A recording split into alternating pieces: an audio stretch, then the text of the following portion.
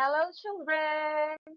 Narito na ang ating aralin sa Reading and Literacy Quarter 1, Week 5, Day 3 na tayo. So ngayon, bago tayo magsimula sa ating bagong aralin, nais kong magbigay kayo ng mga halimbawa ng mga salita na nagsisimula sa letrang K at L.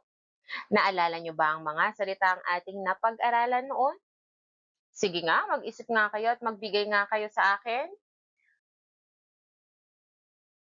May mga naisip ba kayo? Kung gayon, magaling. So ngayon, ano-ano ang mga gamit sa kusina na nagsisimula sa letrang K? Sige nga, mag-isip nga kayo ng gamit sa kusina na nagsisimula sa K. May naisip na ba kayo? Ayan, eto yung pwede. Kutsara. Kutsara. Kawali. Kaldero. Rola. Kutsilyo. Ngayon naman, magtungo tayo sa letrang L. So, ito ay ngalan ng pasyalan sa lungsod ng Maynila na nagsisimula sa letrang L. Nakapasyal na ba kayo sa Maynila? O kung hindi pa, sige, i-reveal na natin. Okay, ito ang Luneta.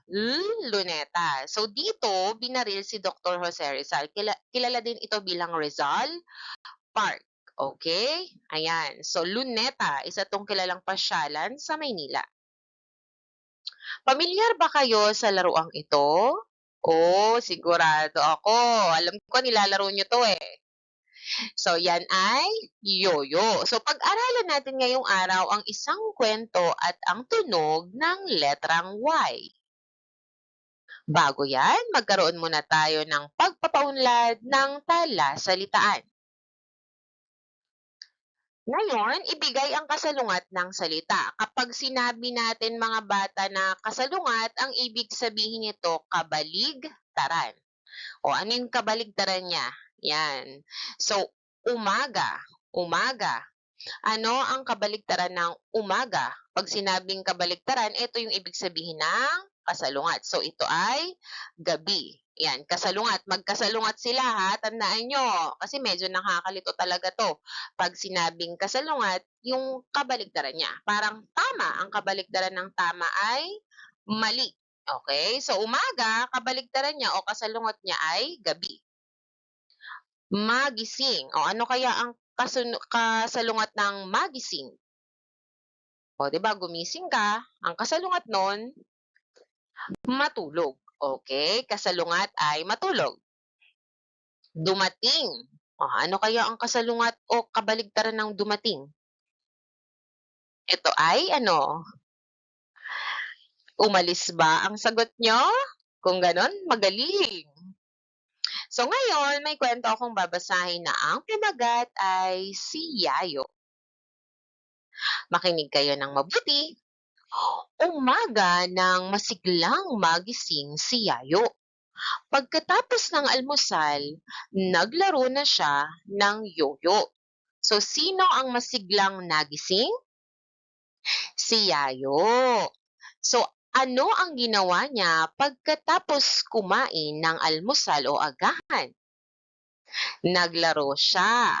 Ano ang kanyang nilaro? Yoyo. Tanghali nang dumating ang inang si Yana na may dalang pasalubong na yema. Sino ang tanghaling dumating?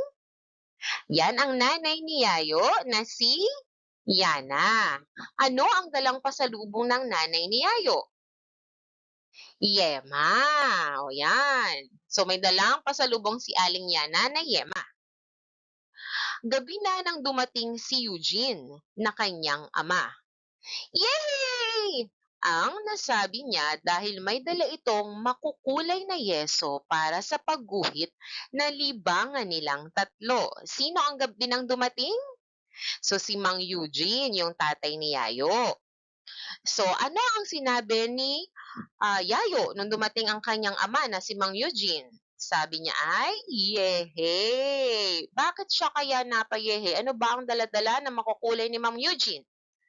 So si Mang Eugene ay may dalang makukulay daw na yeso. Ang ibig sabihin mga bata ng yeso ay chalk. So ngayon, kung naintindihan niyo ang ating kwento, sino ang batang mahilig maglaro ng yoyo? Kung ang sagot niyo ay si Yayo, mahusay kayo. Nakikinig kayo ng mabuti. Ano ang pangalan ng kanyang ama at ina? O umpisahan natin sa ama niya. Anong pangalan ng ama niya? So si Mang Eugene at ang kanyang ina ay si Aling Yana. Ano ang pasalubong ng kanyang ama? May pasalubong itong yeso o chalk. Ano naman ang pasalubong ng ina niya? O masarap yun. Ang pasalubong niya ay yema. Saan naganap ang kwento natin? O ang dali lang nun. Saan naganap? Sa kanilang tahanan o sa kanilang bahay. Ano ang katangiang taglay ni Yayo bilang isang bata? O, masasabi niyo bang na siya ay masayahin? O, yan. Sa tuwing may nangyayari sa kanya, lagi siyang pinapakita sa kwento na lagi siyang masaya. So, bilang isang anak, o, natutuwa lagi siya sa mga dala-dala ng kanyang magulang, no? Yan. So, masayahin siyang bata. At siguro masunurin siya, kaya lagi siyang may pasalubong sa kanyang magulang. Sa inyong palagay, ano ang naramdaman ni Yayo nang makita niya ang pasalubong sa kanya ng kanyang ama? Siyempre masaya 'no, kaya nga masayahin si Yayo, eh, masaya siya. O kayo 'di ba 'pag binibigyan kayo ng pasalubong nagagalit pa ba kayo kapagka hindi niyo nagustuhan ang pasalubong? O dapat hindi tayo nagagalit kasi pinag-isipan ng magulang niyo yon. Ibig sabihin, naalala nila kayo nung umalis sila, kaya sila nagdala ng pasalubong. So habang papauwi sila, naalala nila na may anak silang nag-aantay, kaya ibinili kayo ng pasalubong. So dapat kahit ano pa yon, magpasalamat kayo at matuwa. Ano ang palatandaan na ito ang kanyang nararamdaman? Nung pinasalubungan siya ng tatay niya, anong sinabi niya? Ang sabi niya ay, yehey! O, dun nga saan natatandaan niyo pa ba yung pangungusap natin kapag may matinding, 'pag nagpapahayag tayo ng matinding damdamin kagaya ng yehey, ano ngang klaseng, pangungusap yon? Ito ay padamdam, 'yan, yehey! So, ramdam na ramdam niyo na masaya siya dahil sa pagsasabi niya ng yehey. So, nais kong ayusin ninyo ang pangyayari sa kwento ayon sa wastong pagkakasunod-sunod nito. Yan, babasahin ko muna ha, makinig kayong mabuti. Umaga nang masiglang magising si Yayo. Gabi na nang dumating ang kanyang tatay na si Mang Eugene na may dalang makukulay na yeso. Tanghali nang makauwi ang ina niyang si Yana na may dalang pasalubong na yema. So, alin dito yung unang nangyari? O ulitin ko, babasahin ko ng pangalawang beses. Umaga nang masiglang magising si Yayo. Gabi na nang dumating ang kanyang tatay na si Eugene na may dalang makukulay na yeso. Tanghali nang makauwi ang ina niyang si Yana na may dalang pasalubong na yema. So, alin dito ang unang nangyari? Kung ito ang inyong sagot, tama kayo. Di ba? Ang unang nangyari, umaga nang masiglang magising si Yayo. Alin naman ang ikalawa? Ito ba sagot nyo? Tama. Sumunod na dumating kasi yung nanay niya. Siguro na malengke ang nanay niya, no? Na tulog pa si Yayo. So, tanghali nang makauwi ang ina niyang si Yana na may dalang pasalubong na yema. At ang ikatlo, gabi na nang dumating ang kanyang tatay na si Eugene na may dalang makukulay na yeso. So, ito yung pagkakasunod-sunod ng ating kwento. So, ngayon, anong letra ang nakikita ninyo? Ito ang letrang Y. Yan. So, ano ang tunog ng letrang Y? Y, Y, Y. Kayo nga. Ano ang tunog ng letrang Y? Letrang Y, letrang Y. Ano ang tunog ng letrang Y? Y, Y, Y. Ulitin nyo nga. Ano ang tunog ng letrang Y? Letrang Y, letrang Y. Ano ang tunog ng letrang Y? Y, Y, Y. O, ano nga muli ang tunog ng letrang Y? Y. So ngayon, ito ang mga salitang nagsisimula sa letrang Y. So bigyang diin natin yung tunog na Y. Y, yupi. Y, yupi. Y, yema. Y, yema. Y, yoyo. Y, yoyo. Y, yumuko. Y, yumuko. Y, yeso. Y, yeso. Y, yumakap. Y, yumakap. Ulitin nga natin. Y, yupi. Y, yema. Y, yoyo. Y, yumuko. Y, yeso. Y, yumakap.